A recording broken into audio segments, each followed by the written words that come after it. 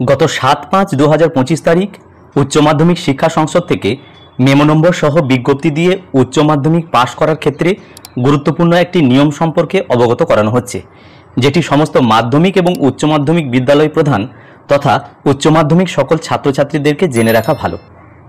উচ্চ মাধ্যমিক শিক্ষা সংসদের পরীক্ষা সংক্রান্ত আইন ২০০৬-এর অধীনে ৯-২ এই নিয়ম অনুসারে যে সমস্ত ছাত্রছাত্রী ২০২৫ সালের উচ্চ মাধ্যমিক পরীক্ষায় পাশ করেছে তাদেরকে এত দ্বারা জানানো যাচ্ছে যে উচ্চ মাধ্যমিক শিক্ষা সংসদের উদ্দেশ্যে আবেদন করে তাদের পরীক্ষার রেজাল্ট বিদ্যালয় প্রধানকে দিয়ে অনলাইন পোর্টালের মাধ্যমে সারেন্ডার করা যাবে আগামী ৮-৫-২০২৫ তারিখ থেকে ৭-৬-২০২৫ তারিখের মধ্যে। তো প্রথমেই অতি সংক্ষেপে আমরা জেনে নিই উচ্চ মাধ্যমিক পাশ করার ক্ষেত্রে ৯-২ এই নিয়মটি আদতে কি।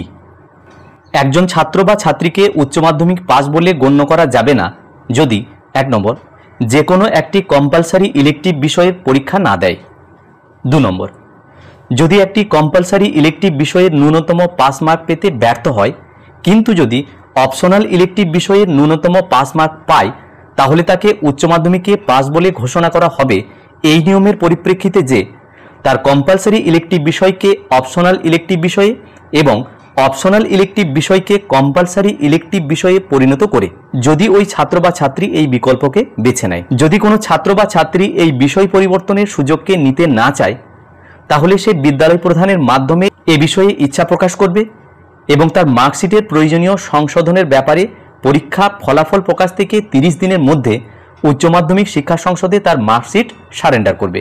একটি বিষয় এখানে বলা আছে, এই ধরনের নিয়ম বৃত্তিমূলক বিষয়গুলির ক্ষেত্রে প্রযোজ্য নয়। তো এটি হলো উচ্চ মাধ্যমিক পাশ করার ক্ষেত্রে ৯-২ নিয়ম।